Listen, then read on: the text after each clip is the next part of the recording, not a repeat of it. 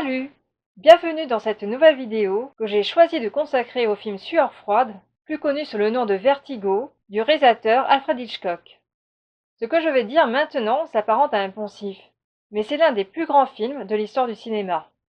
Le soin extrême apporté tant au niveau des costumes, de la photographie, de la bande originale désormais devenue culte, ou encore du générique créé par Saul Bass, tous ces ingrédients ont été réunis afin de créer un des films majeurs du cinéma. Moi personnellement, c'est pas forcément le film d'Hitchcock que j'apprécie le plus, mais il faut bien le reconnaître que c'est un film incontournable pour qui veut comprendre son cinéma. Dans cette vidéo, je te propose ma propre analyse du film. Allez, c'est parti!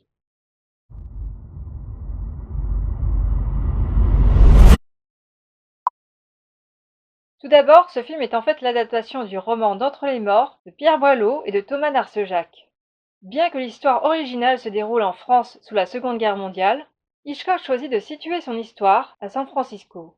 Le personnage principal, joué par James Stewart, est Scotty, un policier à la retraite souffrant d'acrophobie, c'est-à-dire de la phobie du vertige.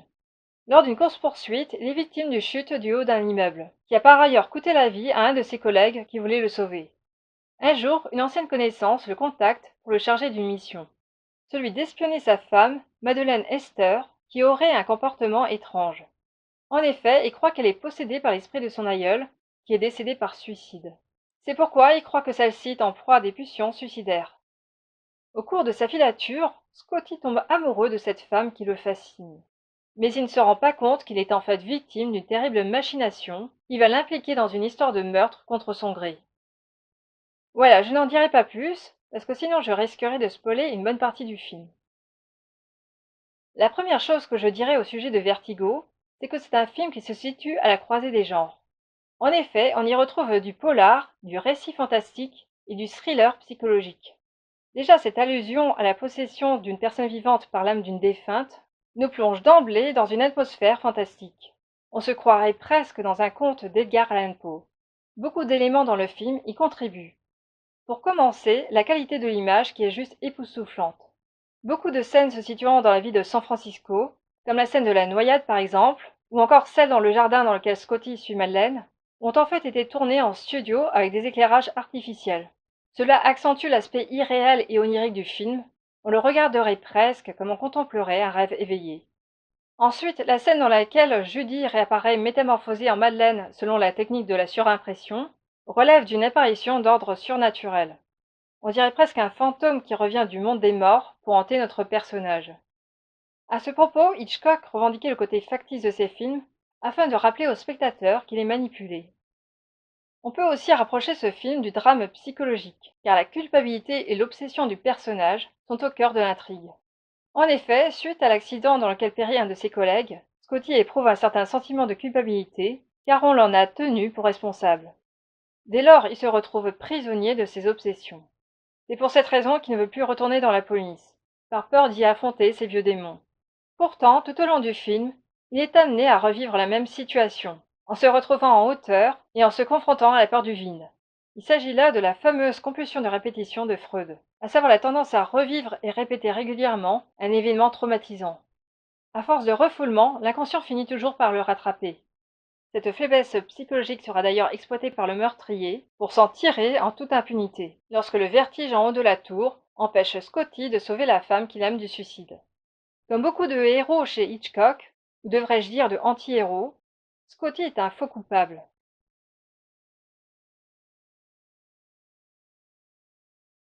Alors s'il y a bien un motif qui revient souvent dans le film, c'est celui de la spirale. Tout d'abord dans le générique, ensuite dans le circuit que Scotty parcourt avec sa voiture, les scènes de l'escalier en colimaçon, le chignon de Madeleine, ainsi que celui de la femme qui est représentée sur le tableau au musée. Mais aussi dans la structure même du scénario, qui s'apparente à un récit en spirale dans lequel le personnage ne cesse de revenir à un événement ou un souvenir unique afin de l'explorer progressivement. Ou encore dans la bande originale du film, dans laquelle l'accompagnement à la harpe est repris par les instruments à vent et les violons, et se répète indéfiniment en ostinato. On a presque l'impression d'écouter une spirale qui se déploie. Ce motif lancinant revient plusieurs fois dans le film à la manière d'un leitmotiv, afin de caractériser les obsessions de Scotty. La spirale symbolise en fait la prise de conscience et l'évolution du personnage. C'est un motif ouvert qui offre une possibilité d'échappatoire, contrairement au cercle qui est fermé et qui condamne à une perpétuelle répétition. Au fur et à mesure que l'histoire avance, le héros revient vers le passé en approfondissant chaque jour davantage. Il existe aussi une symbolique liée à l'escalier. Freud en faisait un symbole de pénétration sexuelle. Dès lors, on comprend bien quel enjeu cela représente pour le héros. Alors que celui-ci est sans cesse tiraillé entre son imagination et ses désirs, il finit tout de même par surmonter la peur qu'il ressentait face à ses désirs. Ensuite, ce que je peux t'apprendre au sujet du film, c'est qu'il a popularisé des procédés cinématographiques, tels que le travelling circulaire intérieur, que l'on retrouve dans la scène dans laquelle Scotty embrasse Judy, ainsi que le transtrave, ou autrement dit, le travelling de compensation. Ce procédé, devenu désormais mythique, résulte de la combinaison d'un zoom avant et d'un travelling arrière, ou inversement, d'un zoom arrière et d'un travelling avant. On le retrouve notamment dans les scènes dans lesquelles Scotty regarde vers le bas, au début du film lorsqu'il glisse sur le toit et se retrouve les pieds dans le vide, ou encore du haut de la tour de l'église, lorsqu'il tente de sauver la femme qu'il aime. Cela rend bien l'impression de vertige que le personnage doit éprouver à ce moment-là. Enfin, l'autre caractéristique majeure du cinéma d'Hitchcock, c'est l'importance accordée à la musique, souvent au détriment des dialogues qui demeurent assez succincts. Ce film est indissociable de la fameuse bande-son composée par Bernard Herrmann, devenue iconique. Elle a été entre autres inspirée par le prélude de Tristan et Isolde, le célèbre opéra composé par Richard Wagner, dont les thèmes rejoignent en partie ceux du film, à savoir l'amour fatal et la mort. Si les personnages parlent aussi peu dans les films d'Hitchcock, c'est que le réalisateur aspirait à un cinéma pur, c'est-à-dire uniquement visuel, sans les mots. Et sans doute l'absence de dialogue contribue à augmenter le suspense dans ces films. Si je devais émettre un avis général sur Vertigo, je dirais que, évidemment, comme tous les films d'Hitchcock, il est très bien réalisé. Néanmoins, même si Kim Novak y incarne la quintessence de la blonde hitchcockienne, je n'irai pas jusqu'à être dithyrambique quant à sa prestation d'actrice, qui reste correcte, sans plus. Et puis je trouve qu'elle n'est pas dotée d'un charme aussi envoûtant que Grace Kelly. Par ailleurs, la seule chose qui m'a laissé perplexe vis-à-vis du film, c'est la fin. Je trouve que la manière avec laquelle Hitchcock amène la chute est quelque peu maladroite. Celle-ci s'apparente à une fin prématurée. Et en effet, j'ai vu dans le bonus du DVD que le film a été tronqué, car une scène montrant un retour à l'équilibre dans la vie du héros a été supprimée. Mais c'est vrai que la prise de conscience du héros quant à la supercherie dont il a été victime se fait déjà bien avant la montée dans l'église. Là se trouve peut-être l'immense défaut du film. L'élément important est divulgué trop tôt, ce qui a pour effet de rompre le suspense bien avant la fin. Dès lors, je comprends qu'il aurait été inutile d'allonger davantage le film. De toute évidence, on sent bien que la fin a posé problème au réalisateur. Peut-être que l'aspect drame psychologique a trop pris le pas sur le suspense. Dans un sens, je comprends que certains spectateurs aient pu bouder le film, car le suspense n'est pas aussi bien ficelé que dans Fenêtre sur cour par exemple, dans lequel le maître nous tient en haleine jusqu'au bout. Et puis je crois que ce qui affaiblit l'intensité dramatique de Vertigo, c'est le fait qu'il soit scindé en deux parties, à savoir la première partie avec la fausse piste de Madeleine, et la deuxième partie avec Jeudi. Bon, maintenant je passe à un autre sujet. Je vais cette fois-ci te livrer ma propre analyse des rapports hommes-femmes dans les films d'Hitchcock, et en particulier dans Vertigo. Le point de départ de ma réflexion a été l'article Plaisir visuel et cinéma narratif de Laura Mulvey. Selon cette critique de cinéma féministe, une bonne partie des productions cinématographiques est phallocentrée. Elle a analysé entre autres les cas de Vertigo et de Fenêtre sur cour de Hitchcock. Elle soutient que Vertigo est taillé sur mesure pour le désir masculin, c'est-à-dire pour répondre aux fantasmes et aux craintes du spectateur masculin qui, en raison de la menace cassatrice associée à l'image de la femme, a besoin de la voir fétichisée et contrôlée au cours du récit.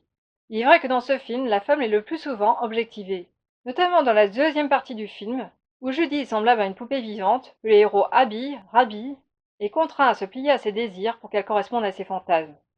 Laura Mulvey conclut que ce film ignore le point de vue de la femme, et que le public n'a pas d'autre choix de s'identifier au protagoniste masculin qui exerce un regard actif sur un objet féminin passif. Elle ira même jusqu'à dire que Hitchcock était sadique envers les femmes. Alors c'est vrai qu'on l'a parfois accusé de misogynie de son vivant. Sans doute il devait avoir des rapports difficiles avec les femmes dans sa vie privée. Et puis à ce qui paraît, il faisait souffrir ses actrices sur les plateaux de tournage. Ça a par exemple été le cas de Tippi Hedren dans le film Les Oiseaux. Mais l'idée que je soutiens au contraire est que le cinéma d'Hitchcock est fondamentalement masochiste, et que les propos de Laura Mulvey ne tiennent pas la route. Dans Fenêtre sur cour, par exemple, Grace Kelly n'a pas un rôle passif, et l'homme n'a pas davantage un rôle actif, puisqu'il est immobilisé dans un fauteuil, tout juste à l'instar du spectateur du cinéma. Tandis que dans Vertigo, Scotty prétend contrôler Madeleine, alors qu'en fait il est mené par le bout du nez par cette femme. Dans son ouvrage Présentation de Sacher Mazor, Gilles Deleuze explicite bien le lien qui existe entre le masochisme et l'art du fantasme. En effet, le masochiste a besoin de croire qu'il rêve, même quand il ne rêve pas. Dans Vertigo, cela est tout à fait flagrant dans les relations que Scotty entretient avec les femmes. Il y a tout d'abord Midge, son ancienne compagne, qui garde une attitude maternante à son égard. Mais cela ne semble pas intéresser notre héros, car à l'instar de Judy, elle appartient au monde réel. On comprend aisément que Scotty préfère la fiction à la réalité. La femme dont il est amoureux, Madeleine, est une illusion. Dans le plan iconique où on la voit apparaître pour la première fois, l'arrière-plan a été flouté. Cela en dit bien long sur la nature de la passion amoureuse. Le champ de conscience se rétrécit et on ne voit plus les autres. Exactement comme dans le phénomène de l'hypnose, dans lequel le sujet n'entend plus que la voix de l'hypnotiseur. Vertigo porte avant tout sur le caractère illusoire de l'amour et sur le désir. Il faut remarquer là que le véritable sadisme, c'est l'absence de désir. Quant au fétichisme, il s'agit d'une perversion indissociable du masochisme. On le voit notamment dans cette fameuse scène dans le magasin de vêtements, dans lequel Scotty cherche scrupuleusement à reconstituer l'apparence exacte de son objet de désir. Et si le suspense est un élément majeur dans les fantasmes masochistes pour le psychanalyste Theodor Reich, on réalise que Laura Mulvey, qui place Hitchcock du côté du sadisme, est de mauvaise foi. La criticulture est Tania Modzelewski quant à elle, dans son ouvrage Hitchcock et la théorie féministe, a défendu au contraire le cinéaste, car selon elle, son cinéma a permis de mettre en évidence la construction du genre et les rapports entre sexes. Dans le fond, les thématiques abordées par le film sont tellement universelles que tant les hommes que les femmes, quelle que soit leur orientation sexuelle d'ailleurs, peuvent se projeter dans les pulsions du héros. En fait, ce film parle du cinéma, qui est l'usine du fantasme par excellence. L'autre objection que je ferai au propos de Laura Mulvey est que celle-ci considère que le film serait destiné à satisfaire les pulsions voyeuristes du spectateur masculin. Dans Vertigo, Madeleine est bien évidemment un objet de désir. Faut-il pour autant en conclure que le film est sexiste ? Certes, le réalisateur met en scène le voyeurisme masculin. Mais pourtant, l'idée que je défends est que son cinéma n'est pas fait pour satisfaire des pulsions scopiques. Je dirais même que Hitchcock a une manière tout à fait respectueuse de filmer la femme. Déjà pour commencer, ces actrices n'étaient jamais hypersexualisées. Il ne faisait jamais de gros plans sur un décolleté plongeant ou une paire de fesses par exemple. On ne retrouvait pas non plus de scènes de sexe dans lesquelles les actrices étaient déshabillées. Par ailleurs, il ne voulait jamais prendre Marilyn Monroe en tant qu'actrice dans ses films. Alors que pourtant c'était une immense star. La raison en est qu'elle avait une allure de pin-up, qu'elle avait un côté aguicheur et exhibitionniste. Cela ne convenait pas du tout au réalisateur, qui lui préférait des actrices à l'apparence austère, telles que Grace Kelly et Irene Berman par exemple. Cela correspondait davantage à son idéal de femme à la beauté froide et dégageant une aura de mystère. La femme hitchcockienne est une femme mystérieuse et énigmatique par nature. La part d'érotisme dans les relations hommes-femmes dans les films d'Hitchcock réside en ce que la femme se laisse toujours dévoiler progressivement. C'est le mystère qui rend une femme désirable, car elle alimente tous les fantasmes. On en arrive à une vérité cruciale. Objet de désir n'est pas forcément synonyme d'objet sexuel. Il existe une différence entre l'érotisme et la pornographie. Ce qui est intéressant chez Hitchcock, c'est que les femmes sont des objets de désir, mais sans être hypersexualisées. Avec lui, tout est dans l'art de la suggestion. Est-ce que l'érotisme est compatible avec le féminisme ? Eh bien par exemple, je me souviens du film La leçon de piano de Jane Campion, dans lequel le personnage joué par Holly Hunter était aussi un objet de désir. Est-ce que cela en faisait pour autant une héroïne soumise ?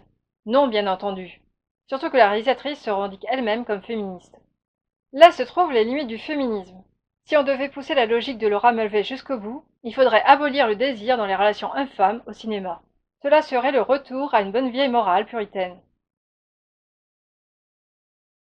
Voilà, j'espère que cette vidéo t'a plu. Je te remercie de m'avoir écouté jusqu'au bout. N'hésite pas à dire ton avis dans les commentaires, à liker et à partager cette vidéo. N'oublie pas non plus de t'abonner à ma chaîne afin de ne rien manquer de mes prochaines publications. Je te dis à bientôt.